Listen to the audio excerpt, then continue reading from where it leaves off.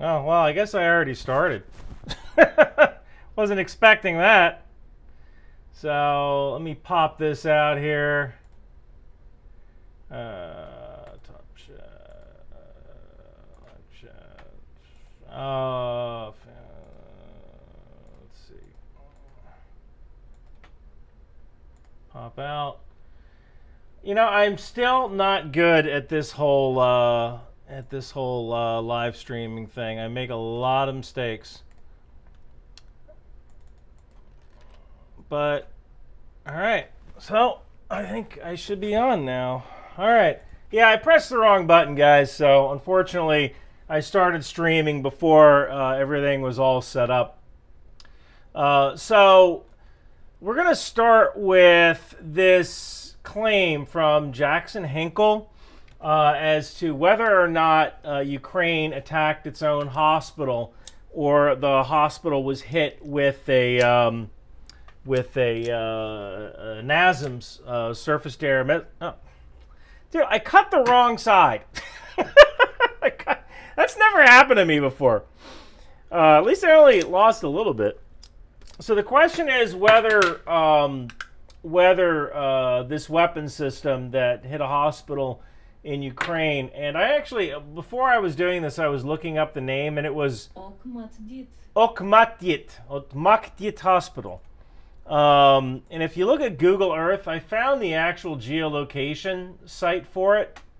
But let me start by kind of explaining what's going on. So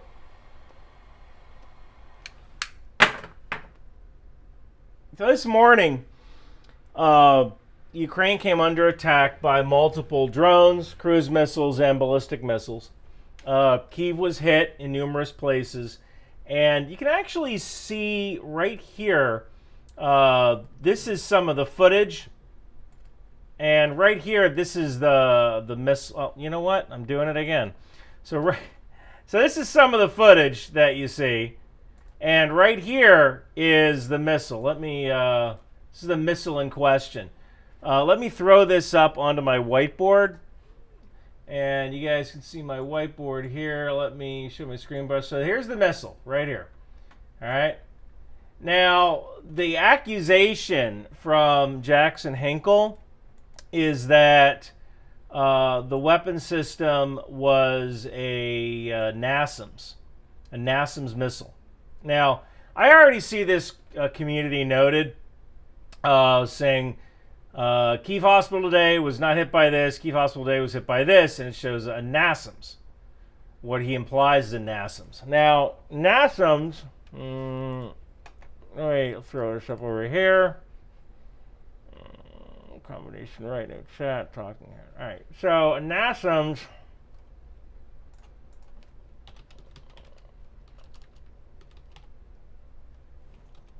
So a NASAMS is basically an AMRAAM missile, and here's a good picture of it. So the NASAMS is basically an AMRAAM missile with. See, I'm trying to actually there we go. So the NASAMS is basically an AMRAAM missile that's normally fired from a fighter plane that's packed into a container, and it's used as like a mid-range surface-to-air missile system. And I believe the NASAMS warhead should be around 40 pounds. So let me just research that real quick. So let me throw this back on, combination right. NASAMS warhead, probably about 40 pounds or like 18 kilos, whatever that is. So maybe this. So here's the NASAMS. Is this going to give me the warhead? Nope, it's not going to give me the warhead.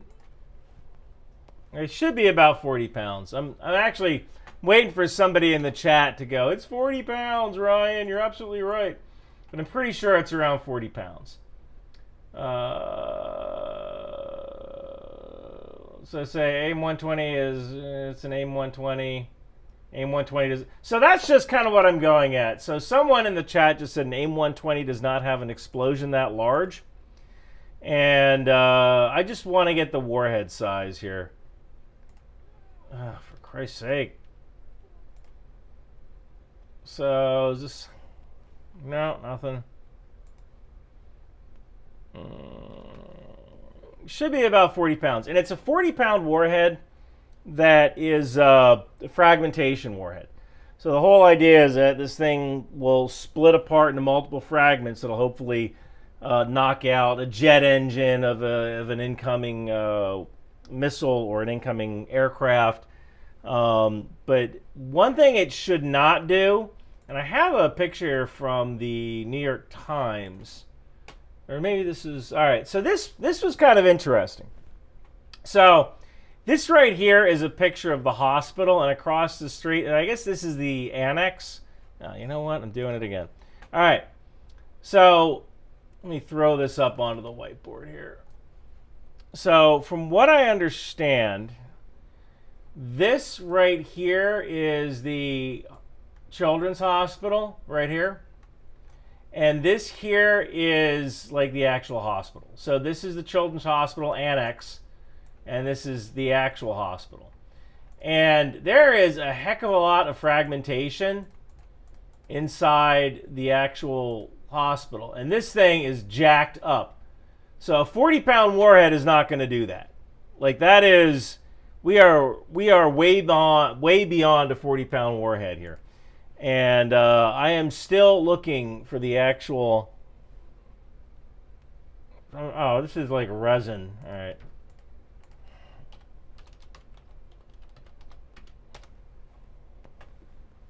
So AMRAAM warhead, maybe Raytheon will have it. Oh, wait, Air Force Technology.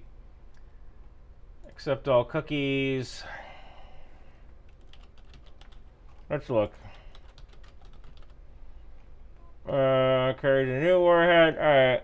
Carries an 18.1 kilogram explosive blast fragmentation warhead. So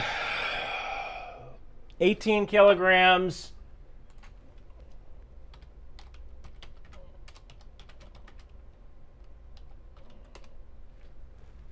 39 pounds. 39-pound warhead, 40-pound warhead. That's assuming the NASAM's version of the AMRAAM is the same as the version that's loaded onto planes. It's probably fairly similar because, you know, once you put a larger warhead inside of the missile, you're losing commonality of parts. You have to retest everything. So it's probably a very similar warhead. And I can tell you this. Let me throw this up here. This is not 40 pounds worth of damage. Like this is. Let me throw this. I need to move this back in here. This is not 40 pounds worth of damage. That is, or 18.1 kilos of damage. That is like, that's a 1,000-pounder right there. That's a 1,000-pounder. No doubt in my mind, that's a 1,000-pounder. And I think they said this was the KH-101. So readers, the missile struck was likely a KH-101. KH-101, I think it's like a 950 kilogram warhead, something like that.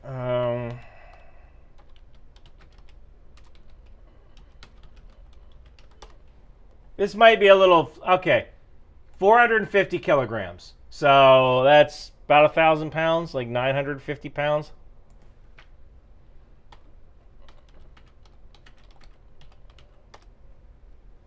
£992.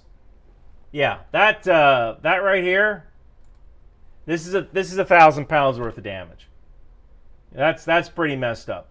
Now, what's kind of scary is if you actually watch this particular video. You know, I think what Jackson Hinkle did is, well, number one, he's a liar.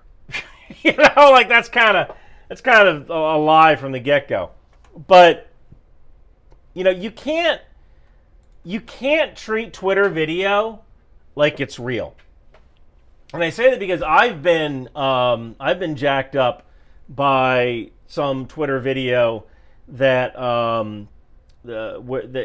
Twitter compresses their videos so much that it really messes with the video quality. So things get really blurry, and it's understandable because Twitter has to, they're doing however many million tweets per day.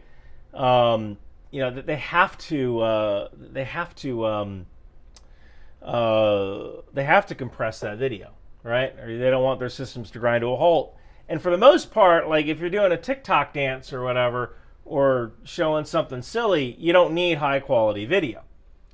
Well, unfortunately, when people try to use Twitter to evaluate weapon systems, those artifacts get compressed. And I made that mistake a couple of months ago. Someone accused Ukraine of launching a missile, and it hit a populated area, and people said, no, there was a reflection in the car. You could see the missile was coming from the east. And I looked at it, and I was like, there's no reflection in the cars. That's the shock wave, the dent from the shock wave of the explosion. And, I stuck to my guns on that one. And later, when I actually went back and looked at the Telegram version, there was a reflection. But the Twitter version compressed that out. So I learned my lesson on that one. You can't trust Twitter for anything when it comes to compression. So I would say that Jackson Hinkle's most likely a liar. I don't know if it was a KH-101 missile that hit this particular building. But, when you look at this, this is a lot of damage for a 40-pound warhead to do. Like, that just doesn't happen. Yeah, look at that. That is not 40 pounds worth of damage. So, one interesting thing, I want to throw this up in Google Earth. So, if you look, I think the person filming was in this apartment right here. If you see where that pin is, I think they're probably right here. Because the missile, you see this blue building. Let me throw this back over here. So you see this. Combination left. There you go. So you see this blue building right here. This building made of glass. This glass building. So if you go back to Google Earth, you can see that glass building right here. And so this thing hit right here. So this thing came in, I guess it must have came in from the north, came by this building.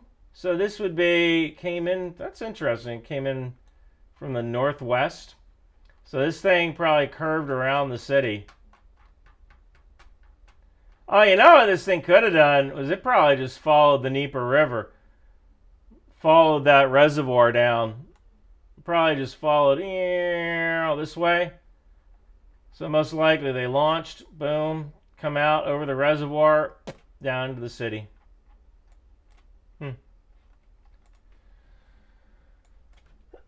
So yeah, I think that's pretty much it. What's kind of sad is that I saw a tweet earlier today. I was a little busy with some other things. There was.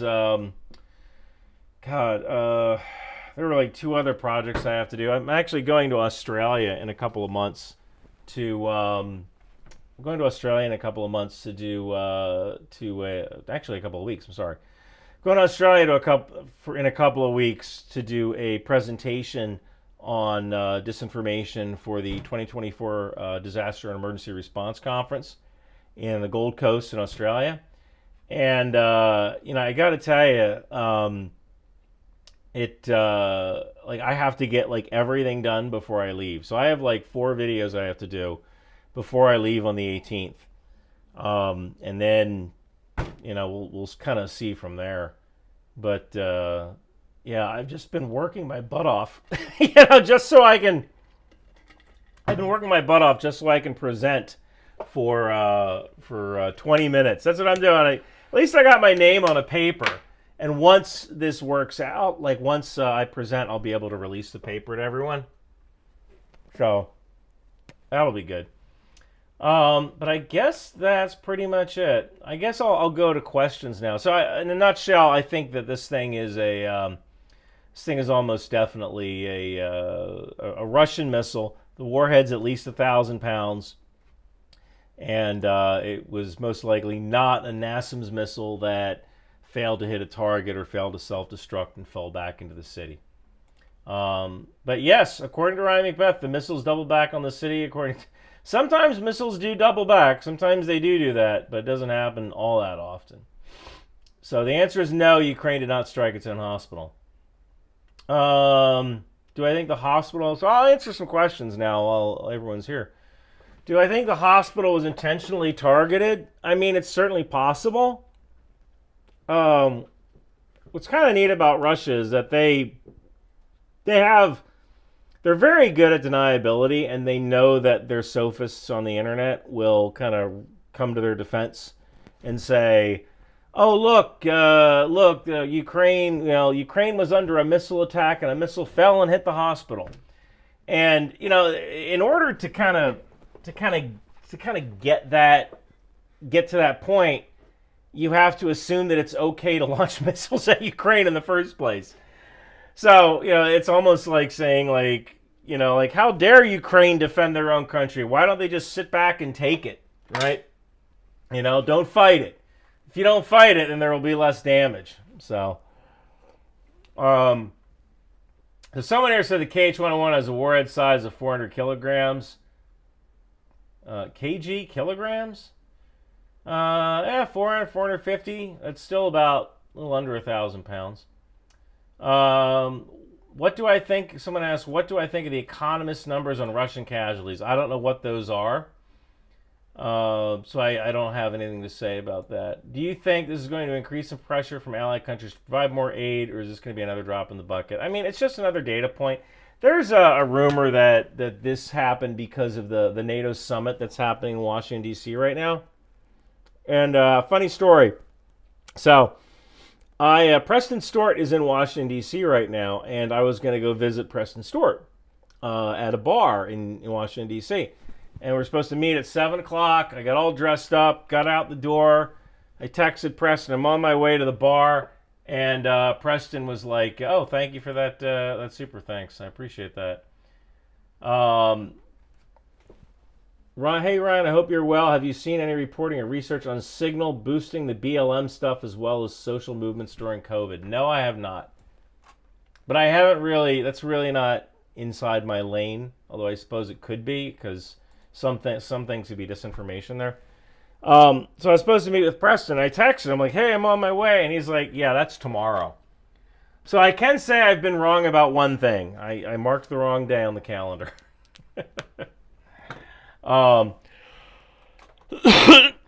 So let's see here. What else I have people saying? Is there a Russian casualty count that would stop the war effort? Probably not. Can you show the map again, north to north? Some people might not know. What kind of whiskey do you drink? I drink a lot of different kinds of whiskey, but the main whiskey I drink, hold on.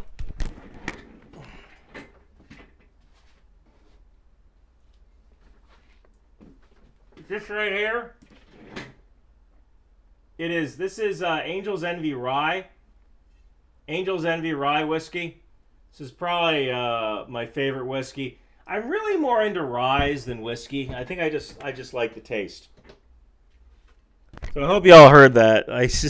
I mainly drink Angel's Envy Rye whiskey. That's my favorite.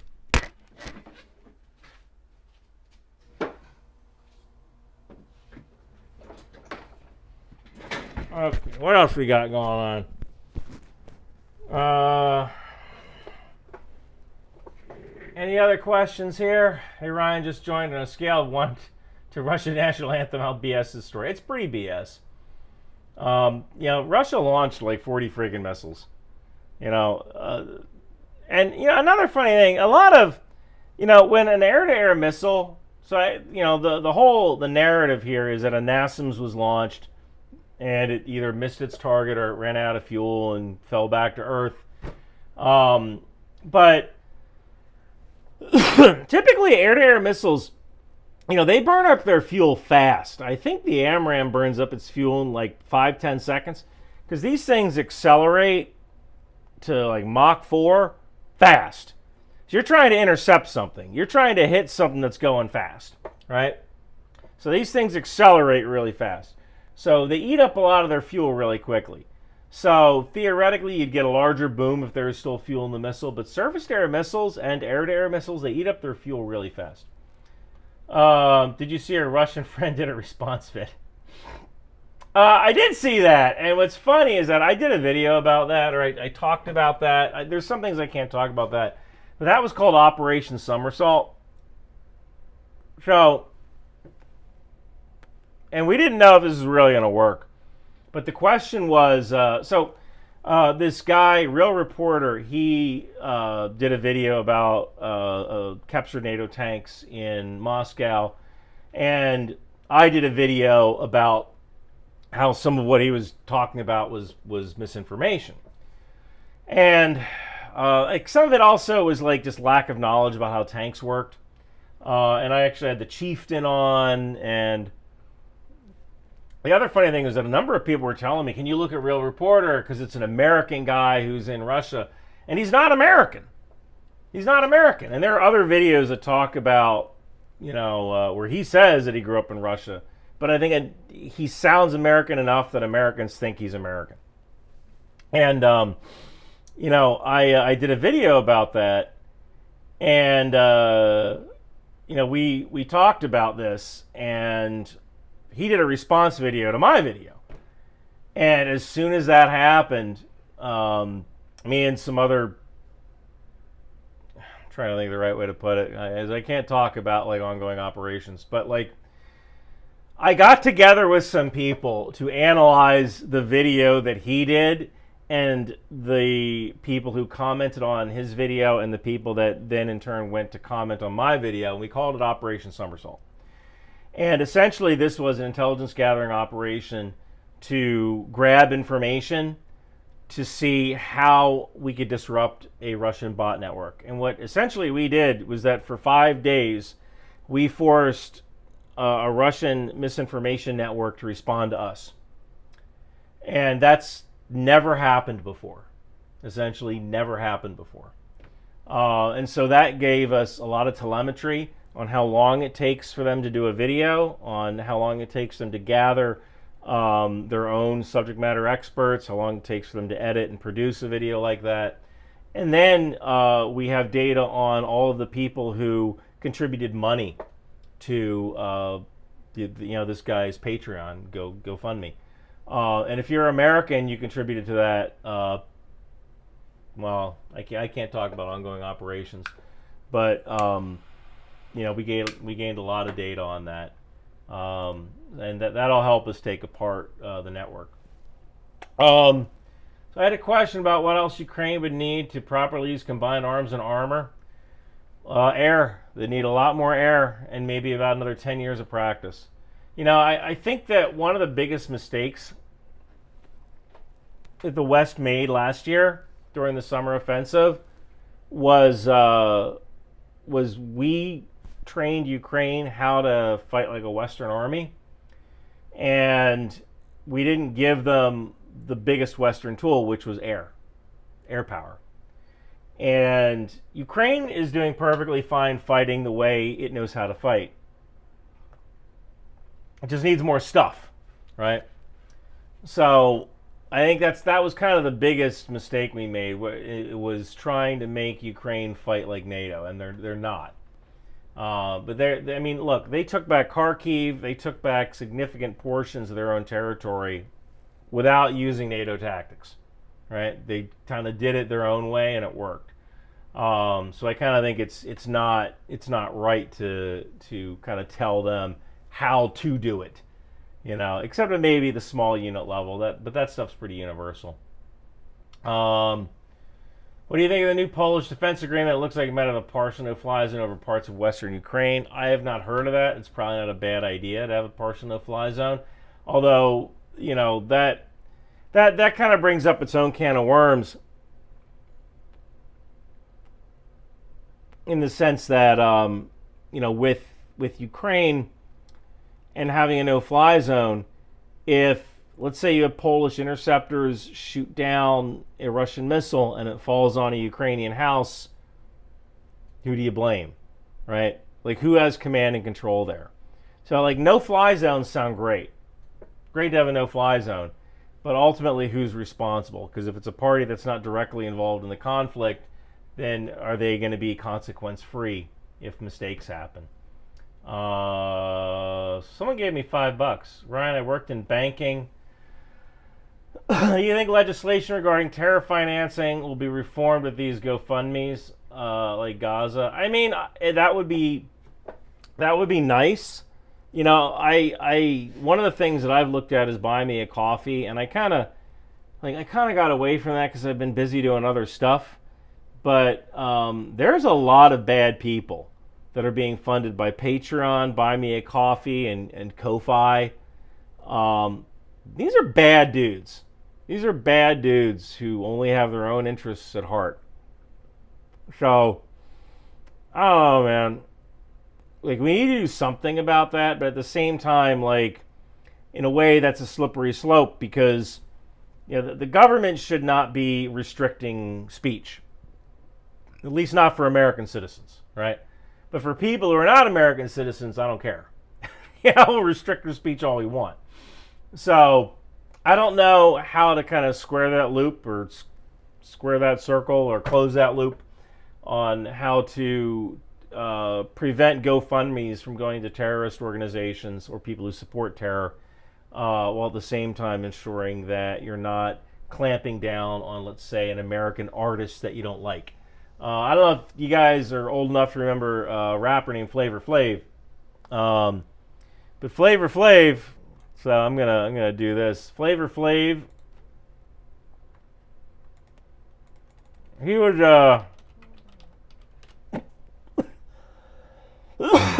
he's an American rapper, and he used to wear a clock, big old clock down here. Because time, time is the most important thing, right? But he made this song called "F the Police," right? What's funny is that, one time he heard himself jet skiing, and the police arrived, and he's like, "You guys aren't mad at me, are you?" So you have to find a fact. So you're not dying of fact because these parts were identical to the debris.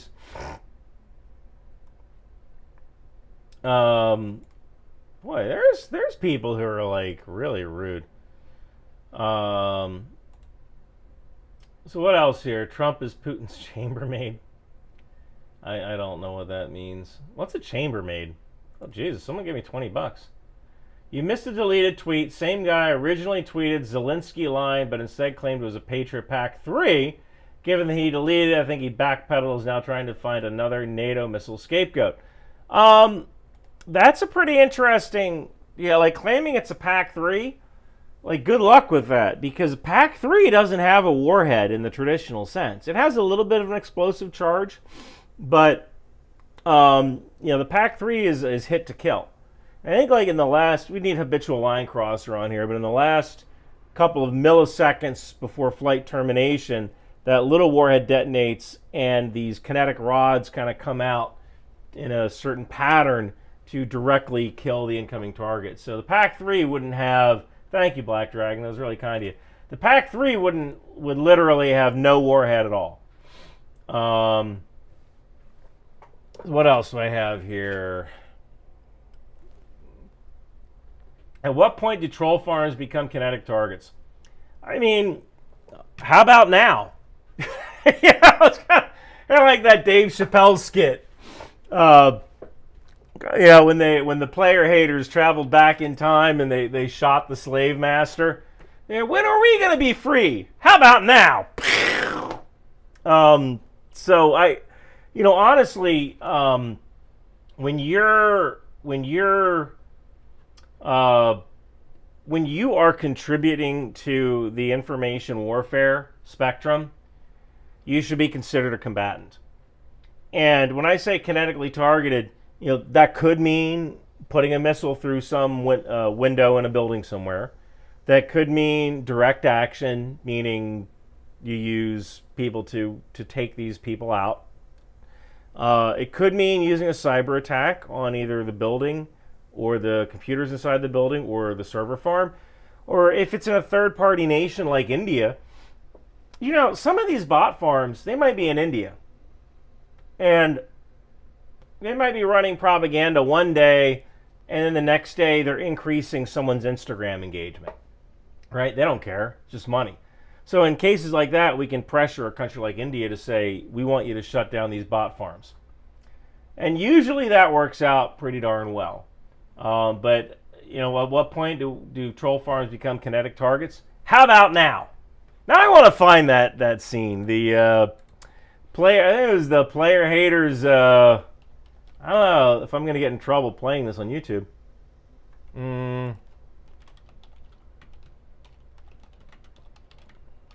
Player hater time machine. Chappelle's show, I gotta tell you, Chappelle's show was, oh yeah, the time haters.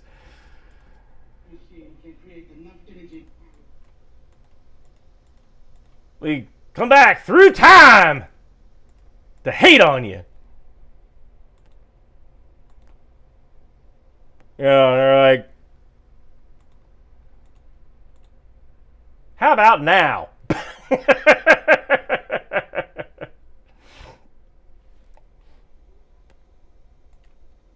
So someone else gave me $5. Was the pullout of Afghanistan incompetence of the U.S.?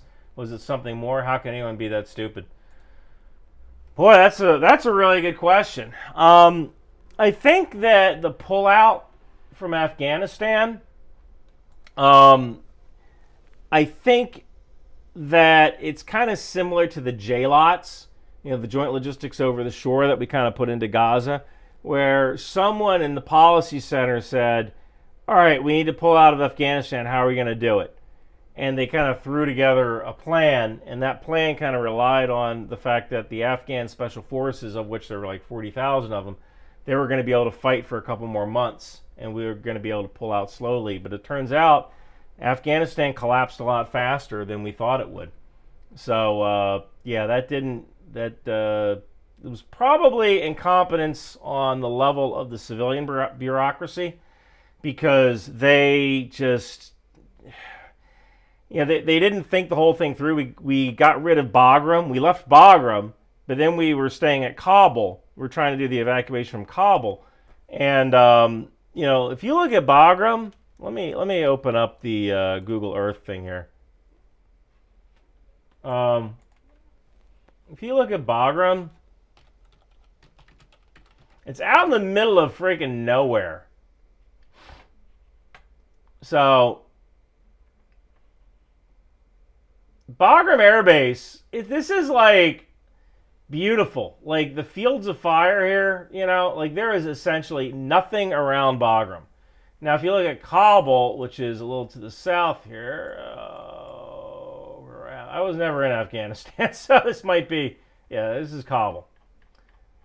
So if you look at Kabul airport, it's right smack in the middle of the freaking city.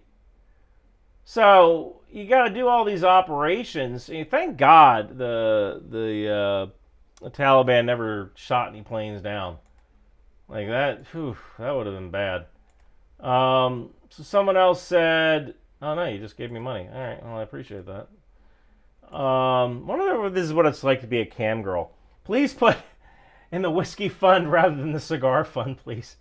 I got you. I got you covered there, bub. It's all pretty much fungible. So someone asked me another question.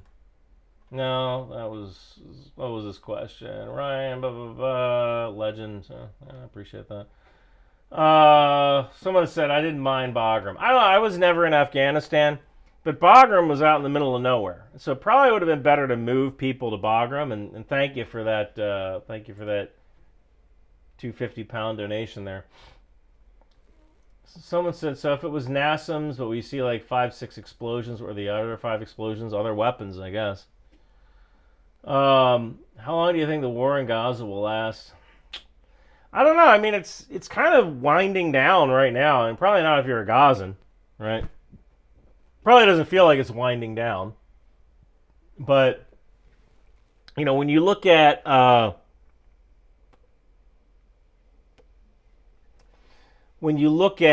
you know, mission objectives, you know, Israel may have accomplished probably 80% of what it intended to accomplish. It attrited enough. It attrited Hamas by probably about 4 brigades out of 5.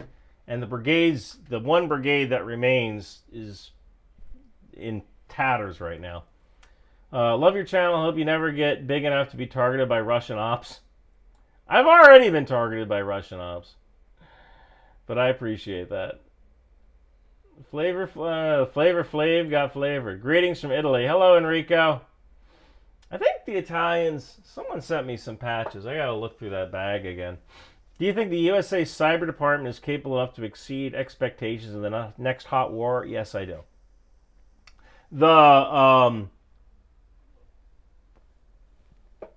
You know, the real question is whether American companies can withstand the next cyber war. So H.H. Madsen sent me 500 DDK. What's DDK? What is DDK? I don't know.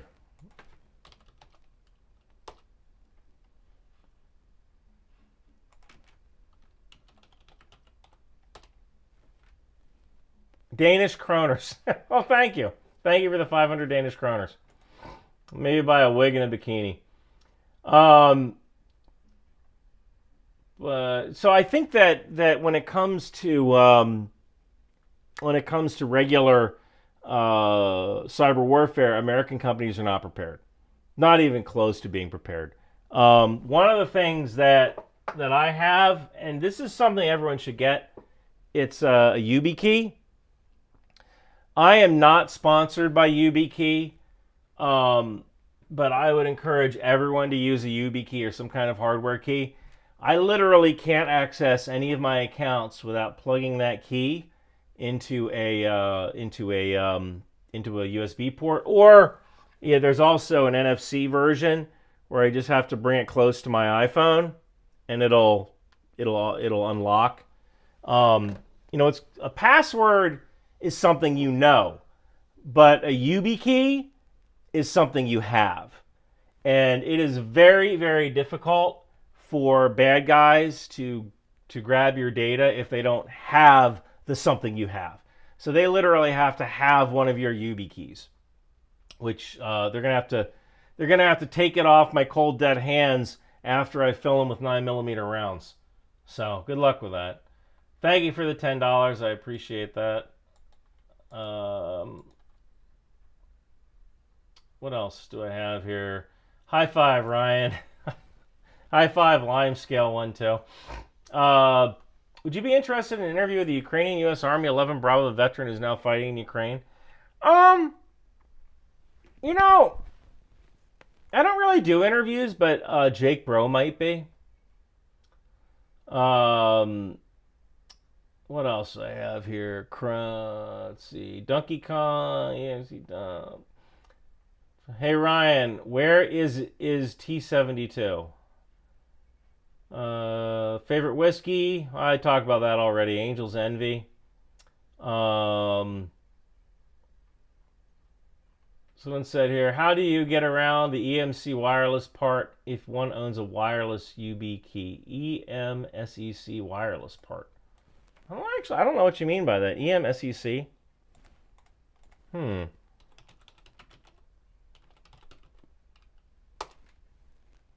Oh, mission security.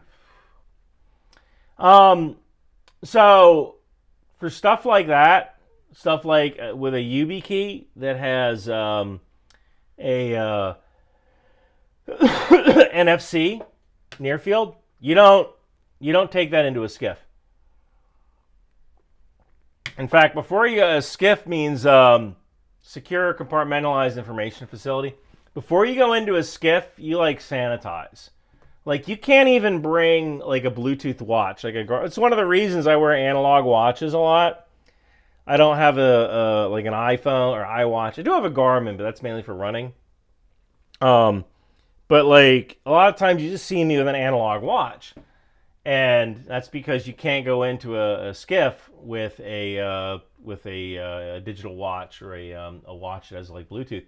In fact, if you have like a diabetes monitor or like a pacemaker, you have to get like a waiver saying that you're allowed into a skiff because theoretically these things can transmit. What am I smoking? I'm smoking this is a Mr. Cigar Lancero from Miami. I buy them directly from Miami. Are the PAC-3s those missiles that shoot out big rods? Yes, they shoot out big rods. I don't know how big the rods are. They're probably pretty big.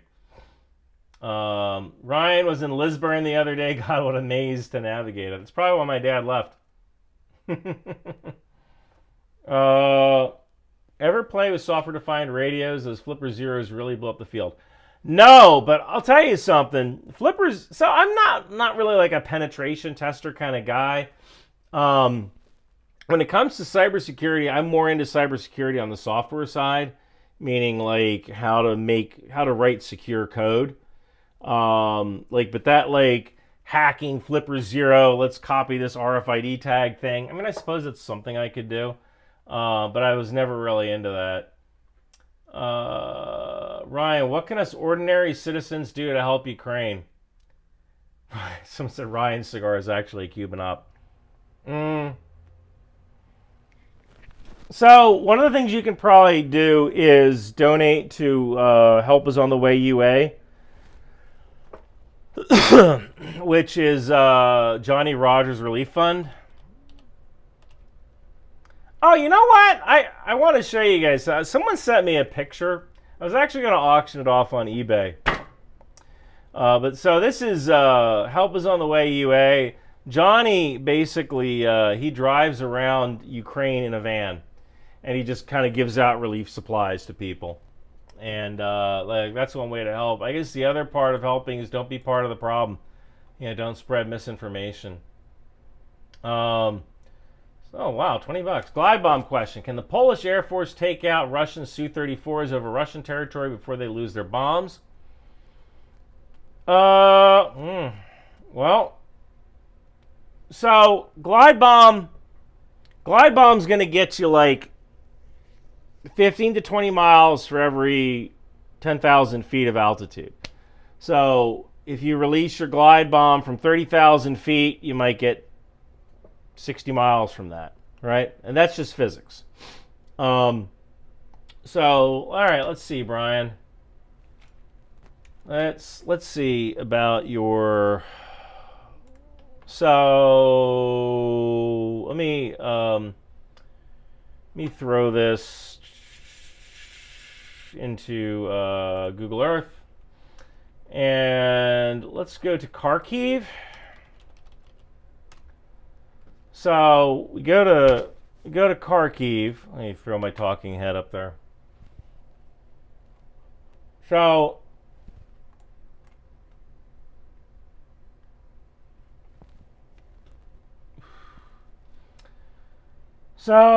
if the glide bomb is roughly 60 miles, and I'm sorry for you foreign viewers who only think in kilometers. I'm American, I think in miles.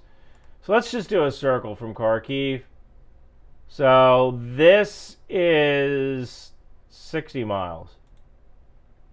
So the Russians are most likely releasing most of those weapons, and I know this because I actually did a video about this. Belgorod, they're releasing them right over Belgorod. Why isn't this going? Save. Okay. So they're releasing them over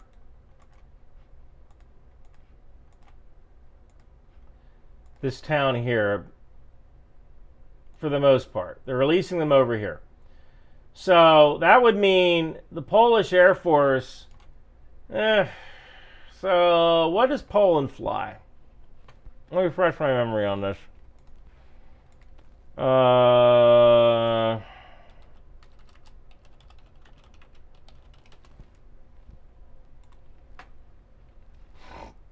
Probably still fly some of the MiGs. All right, so they ordered Lightnings, F-35s. Let's just see about their combat aircraft. So they still have some of the MiG-29s, still some of the Su-22s. That's not really useful. They have F-16s, 36 of them. And they have the Golden Eagle, which is on order. That's the South Korean plane. So you're talking about using... I mean, if Poland tries to strike... I can tell you this. If Poland tries to strike Su-34s while they're in Russian airspace, that's going to trigger a response against Poland. And that will be a war between NATO and Russia. Now, what Poland might be able to do is hit the glide bombs before they enter this area. And again, it's almost like Vietnam. Like how we said, okay, you can't go within 30 miles of Hanoi. You know, you can only destroy these certain kinds of targets.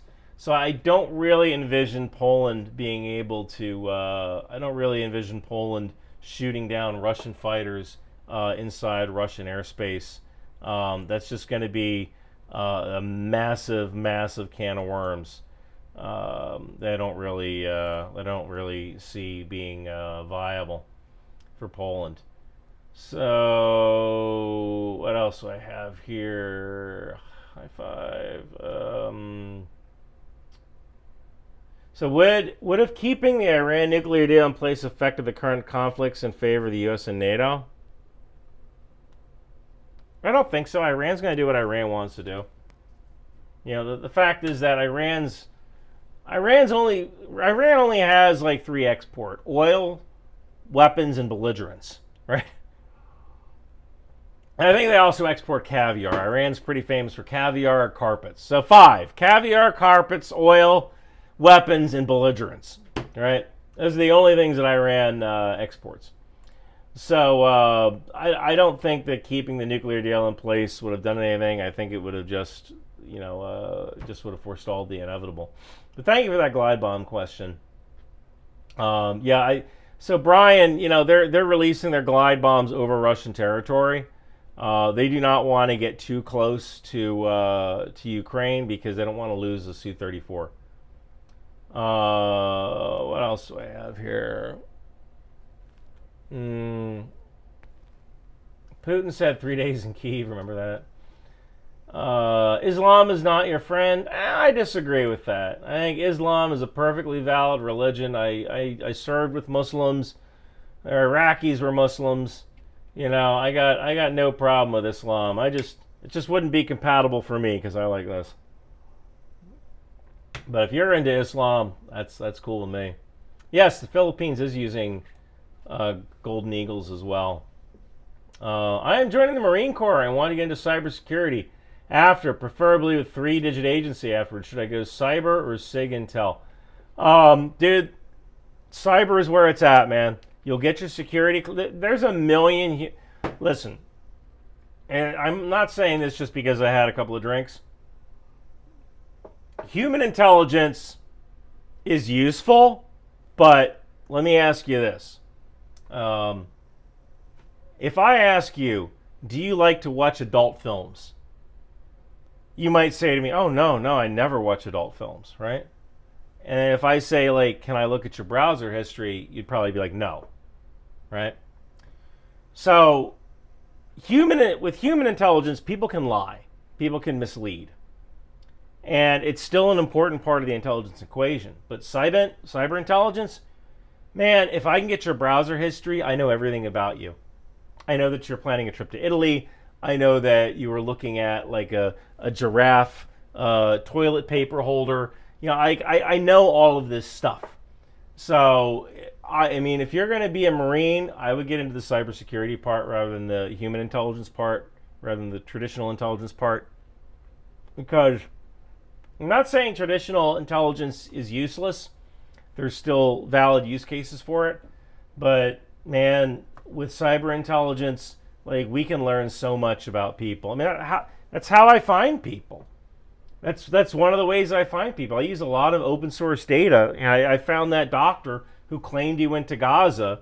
I found his cell phone and used the advertising data that your cell phone transmits to figure out that the guy never went to Dulles, the guy never went to Newark Airport to fly out of the country, never went to Rafah, never went to Cairo, never went to Khan Yunis. So, like, you can do a lot.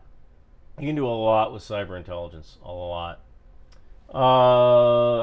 What else do I have here? How do you think the RU cruise missile going off target and killing a couple of Polish farmers and the NATO all agreeing to pretending was? How do you think the cruise missile going off target and the NATO agreeing to pretend will play in the history books? I don't think anyone's going to remember it, and if they do, it'll be a footnote, and everyone will say it was good that we didn't do that because it kept us out of the war. But that, like about 2 years ago, I think a Russian cruise missile entered Polish airspace, went in about 5 kilometers, hit a farm, and it just kind of disappeared out of the news.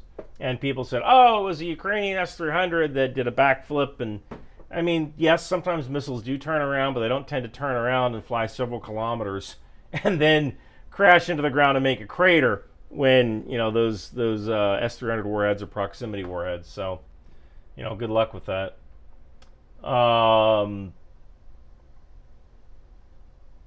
What else I have here? Anyone that looked through my internet history will be scared. Yeah, right. How, as a Russian-American veteran, can I help volunteer countering Russian disinformation?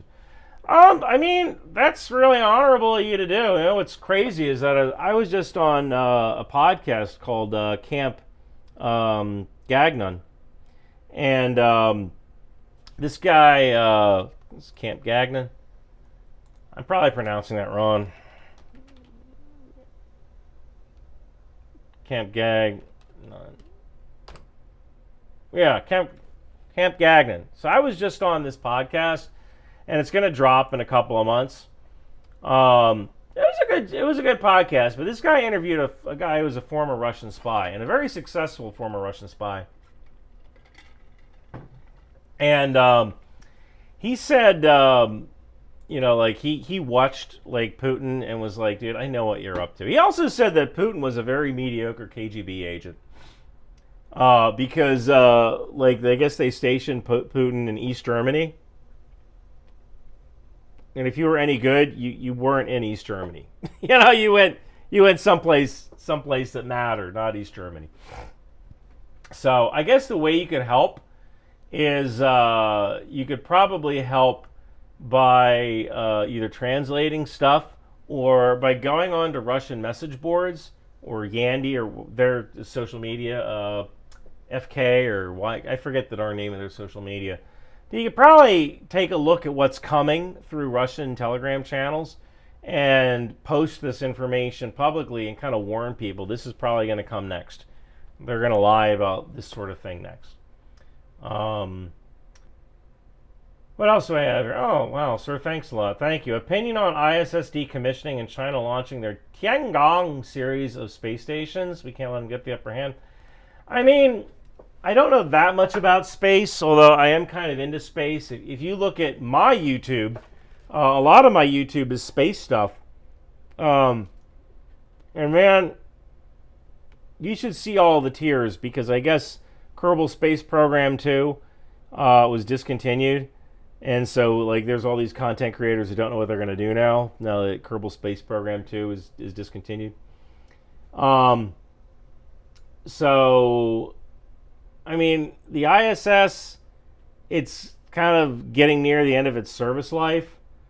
So I don't know if China's necessarily getting the upper hand, but we're probably going to boost something into the atmosphere that's even better.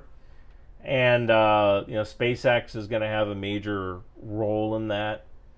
So, what else do I have here? My Chinese is impeccable. Thank you. I just kind of guessed at that pronunciation.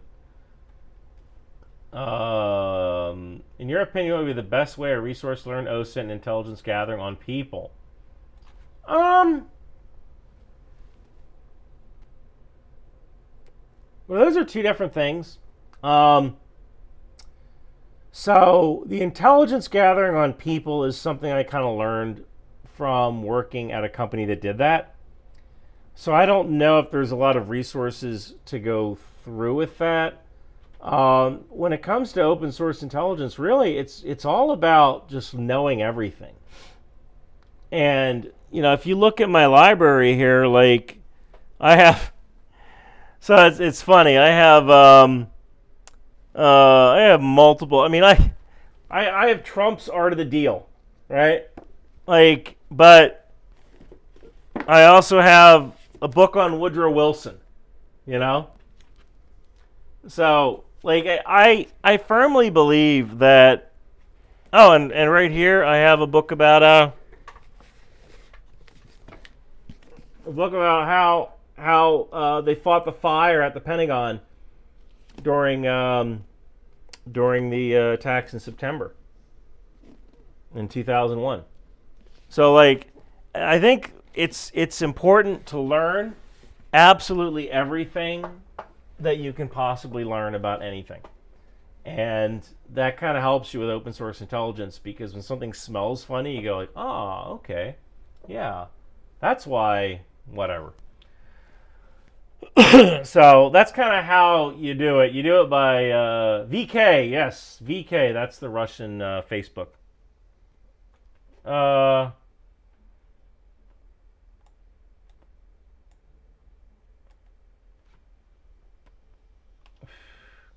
So how do Russian people feel about the war? It seems like most Russian people are all for it. What are your thoughts on people saying you should stop working with Sebastian Gorka due to differing political views? I like Sebastian Gorka and I like Destiny.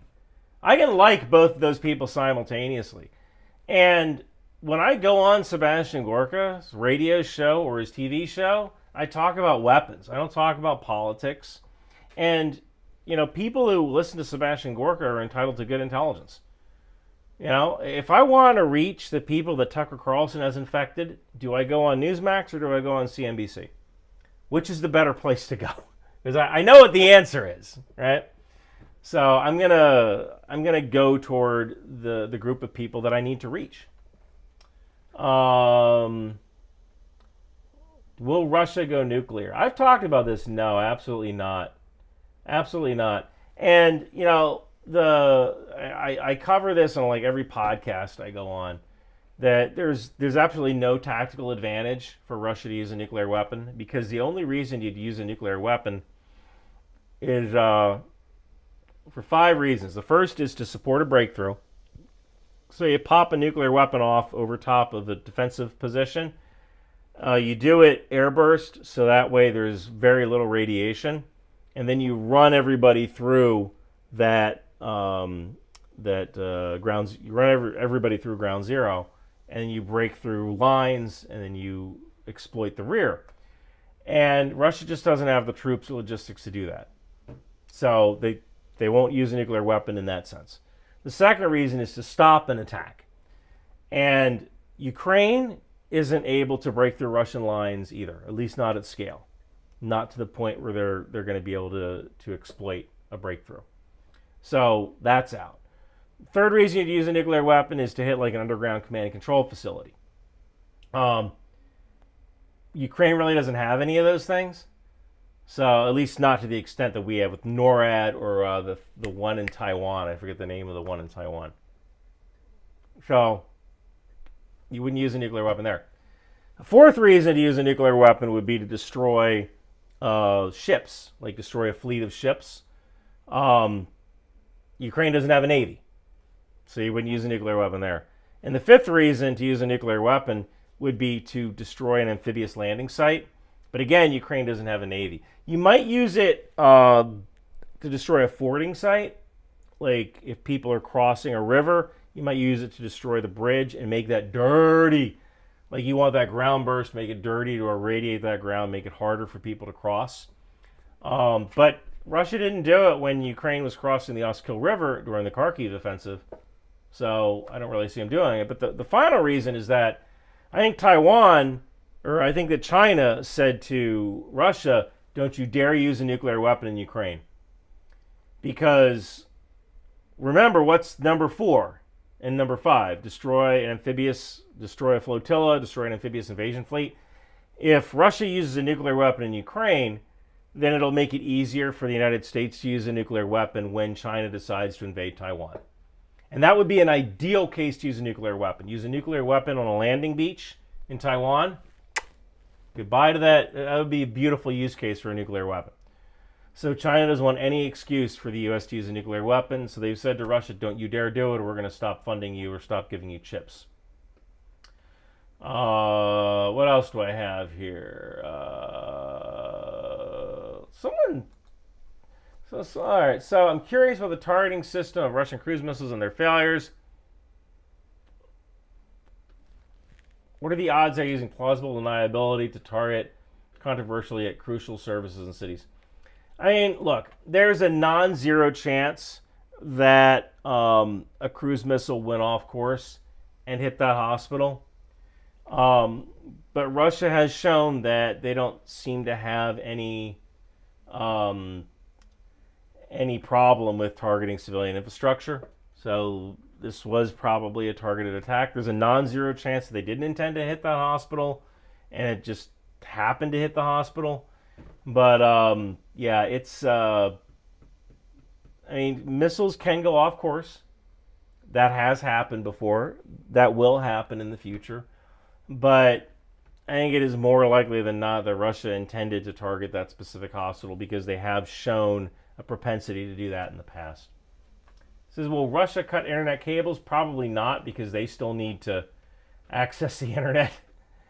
Ryan, how can I get my hands on Cyabra? Well, you have to start by paying $1,200 to Cyabra, and you can get your hands on it. $12,000 to Cyabra a month.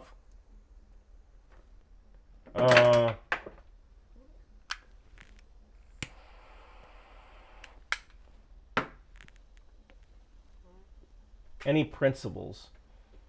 What are the top news information sources you check daily to keep yourself informed and updated?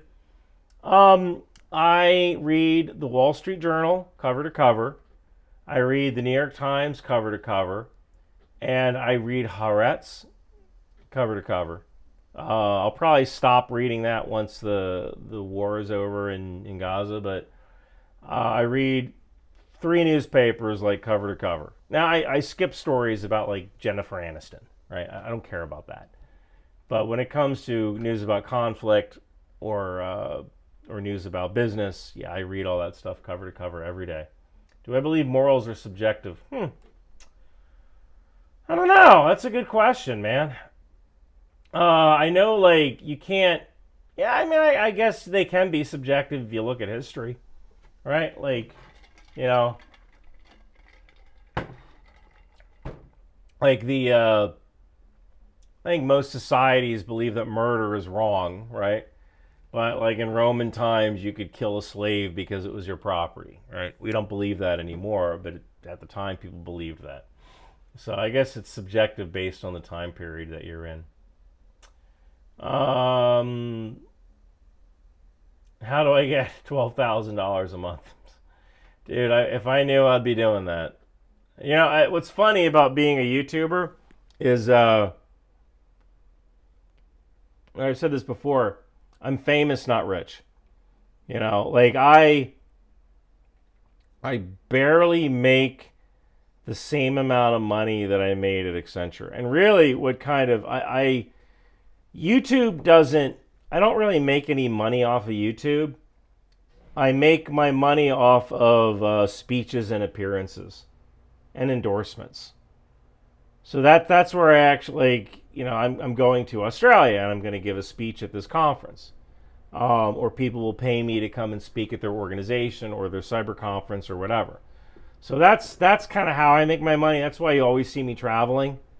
You know, it's by being famous, you have people who want to meet you or people who want to hire you to speak at a function. Or honestly, like I was just at the U.S. Army birthday ball. Well, this woman, Marilyn, who runs AUSA, the Army Service Organization, that was running the birthday ball, she's like, Ryan, please buy a table and come to this event because I know people will come to the event. And she said that an additional, 200 people came because I was coming, which that was an amazing thing to hear. I mean, she can't be right. I think she's kind of pulling my leg on that. But let's see here. Do you think this missile that hit the children's hospital may have come from Belarus? There is a non-zero chance that the missile came from the north. It could have went right down the Kyiv reservoir, and through the Dnieper River. Yeah, that would be one way of doing it. Hey, does Sebastian Gorka really talk like that? Yes, he talks like Tim Curry, and he uses words that I can't understand. Indubitably, you know, when he first called me, I don't know how he got. Oh, I know he got me. He got my number because he knows Chuck Holton, and I know Chuck Holton, and he has Chuck Holton for my number. And he was like, "Ah, yes, is this the salubrious Ryan Macbeth?" And I'm like, "Who the hell's calling me? Tim Curry? Like, who the heck is this guy?" I didn't know he was because I don't really watch that show. I don't really watch any TV. But my brother, my brother told me, like, "Oh my God, that's Sebastian Gorka. He has this radio show, America First." I'm like, "Oh, okay, I didn't know about that." Have you seen the RU bot accounts on Facebook? Many of them are sponsored accounts pretending to be military tech accounts that just poke about how good Russian Chinese equipment are to NATO. I have not seen that. But I can tell you this. My agent runs my Facebook account. So I have no idea. Like, people write me on Facebook all the time, and I have no idea what. Like, if you're writing me on Facebook, you're never going to get me. Like, I have a limited amount of time to. Like, you know, do YouTube and Twitter and Substack and all this other stuff, and like to add in Facebook to that. Like, I probably get about 100 emails a day. You know? Probably get about 100 emails a day. And that's a lot of freaking email. And I can't possibly answer everyone. I try to answer them, but you know, I just don't have the time to look at Facebook as well. What will happen when Putin gets too old and gets replaced? Do you think anything will change in Russia? I don't know. I mean, you know, that's usually that's when there's a good book I have somewhere back there called How to Be a Dictator, and it talks about how the transition when a leader gets old, that's a really dangerous time because people start jockeying for places, you know, to be on the winning side. Probably an excellent movie was called The Death of Stalin. It's actually one of President Obama's favorite movies, Death of Stalin. And it's a comedy about Stalin's death and like the things going on behind the scenes for who's going to replace Stalin. And some of it is based on real life, and some of it was a little fictionalized. What's funny is how many things they actually had to like pull back a little bit. Because like it was so outrageous that people wouldn't believe it, even though that outrageous thing was true. So I don't know what's going to happen. That's a question for Peter Zion, not for me. I'm good with weapons. What else? Hi Ryan, thank you for providing reliable educational analysis. With these important issues, people like yourself are at the front of the relatively new cyber information front. All the work you do is commendable. Thank you very much. I appreciate that. Love from Canada. Facebook is a cesspool. The only reason you should have a Facebook is so someone can't open a Facebook in your name. And you know what's funny about that is I didn't have an Instagram for the longest time, and I finally opened an Instagram and someone had taken my name. What are you going to do about that, right? So, like, now, like, whenever there's some new, like, I'm on Truth Social, but I never post on Truth Social. I just don't want someone taking my name. So I'm the real Ryan Macbeth on Instagram. Do I play video games? I do not have the time to play video games, dude. Like just the idea of that, like the content that you see, like it takes days to develop, like days. Like I do not have the time to do that. Under Islam, a child who is killed. What does it say? Oh, I messed up that one. Under Islam, a child who was killed in the service of jihad is fast-tracked to paradise. Really, anybody who is martyred goes right to heaven. You're talking about the Dictator's Handbook. I believe I am talking about the Dictator's Handbook. Are you a fan of Scotch? I mean, I'll drink it. I think I prefer rye. I like rye whiskey. I was actually on. I was on a date last night, and they didn't have Angel's Envy whiskey, Angel's Envy rye at the restaurant, so I just didn't drink. So that kind of lets you know. That's how you know you're not an alcoholic. When like the liquor isn't good enough for you, that's a good indicator that you're not an alcoholic. What's your favorite patch in your collection? Why no USMC patches? I have one. I have a USMC patch for their innovation lab. But here's the other thing. The Marine Corps really doesn't do patches.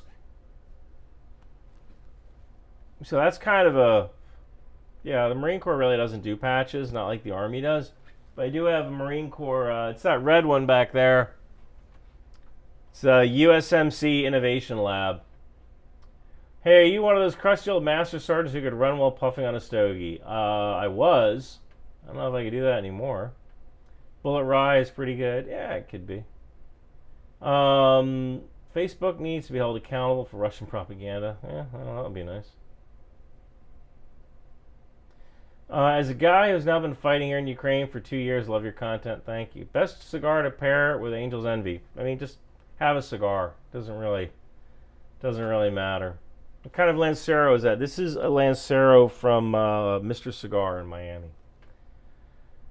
All right. A good indicator that you're an alcoholic is you look for reasons that may make you not an alcoholic.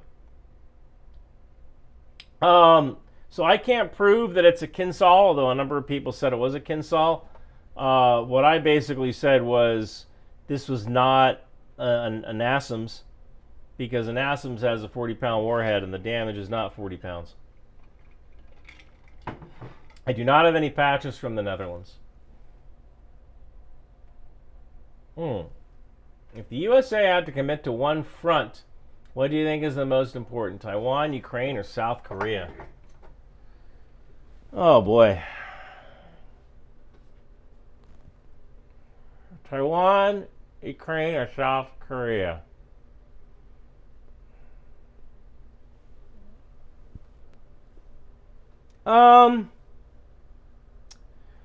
The answer to that would probably be Taiwan, and I only say that because South Korea can kind of handle themselves.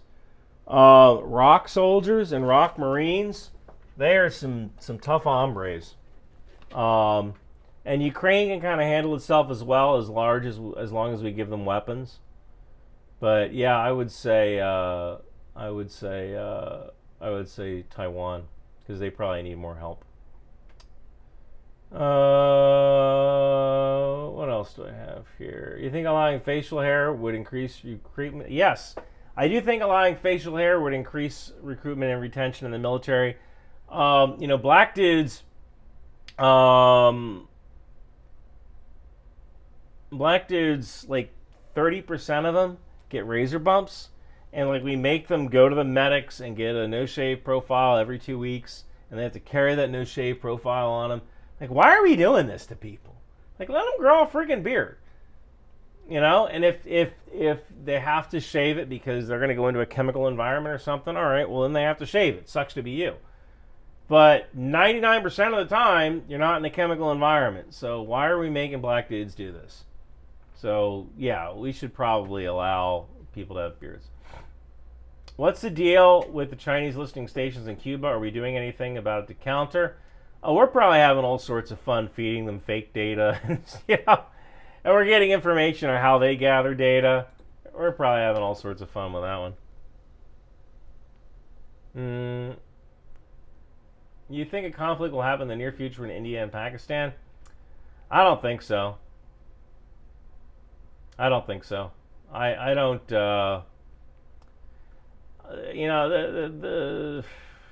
No, I can't really see any kind of spark. I mean, usually, once in a while, stuff in Kashmir kind of blows up, But, I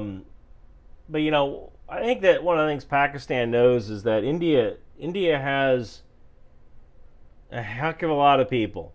India actually has more Muslims than Pakistan does. So, I can't really envision Pakistan going to war with India without any kind of plan to win. that's lose right there. I think that's pretty much it. Yes, we do need more sick beards in the army. I agree. What else we got? Don't do a Hassan and be able to claim to ID munitions by the sound they make. No. I can ID some helicopters by the sound they make. I was in New York City and I heard a dolphin, a Coast Guard dolphin. I'm like, oh, that's a dolphin. It's a Coast Guard dolphin. I was at this conference. There was this woman who could see the helicopter, and she was like, how did you do that? I was like, I know what they sound like. That was easy. It was also a pretty good guess, too, because, it's probably not going to be a Chinook in New York City. It's probably not going to be a Black Hawk. So it's probably a dolphin. Ryan, I wanted to wish you a good stream. Still tuned into Ukraine conflict, but I recently stopped watching as many YouTube videos about it. How are things in your opinion? They're okay, not great. Ukraine is holding the line.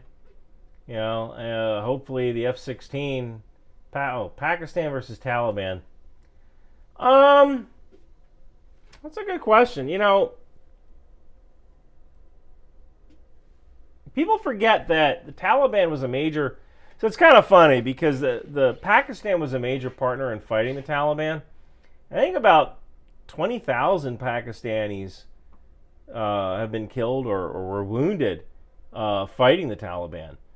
So Pakistan is a major partner in fighting the Taliban, but the ISI, which is their security service, was also kind of helping the Taliban. So it's like they're kind of playing both sides here. I think Pakistan kind of wanted to have the Taliban as their own little, trump card, right, in case they wanted to use them. But they also wanted, they didn't want too much revolution on their border. What do you think about the Moshe Dayan book behind you? I think that the guy was a wild man. That's what I think. It was a fascinating character. How do you think the war will progress over the next few years? What I see is in Ukraine. In Ukraine, I see. I don't see the lines changing very much.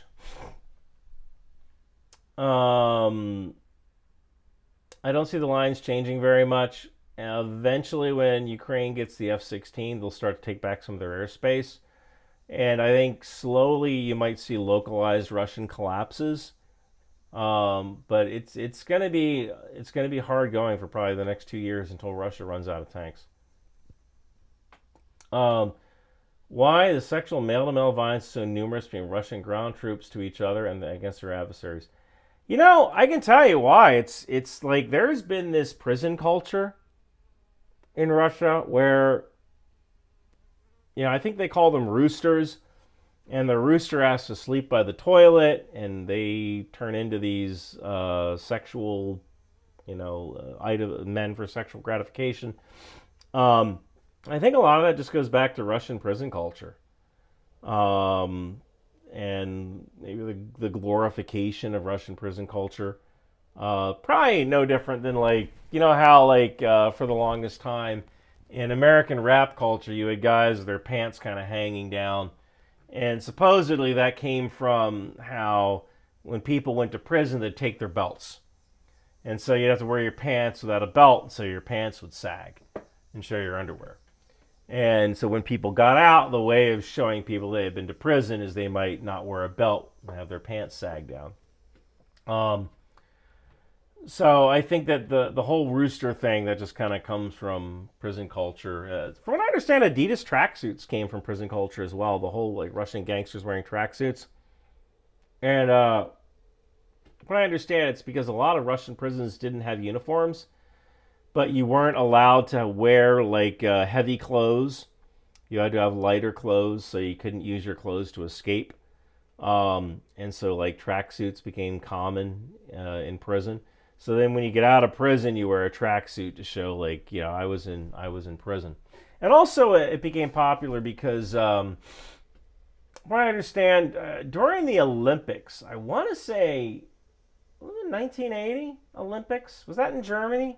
The 1980 Olympics? No,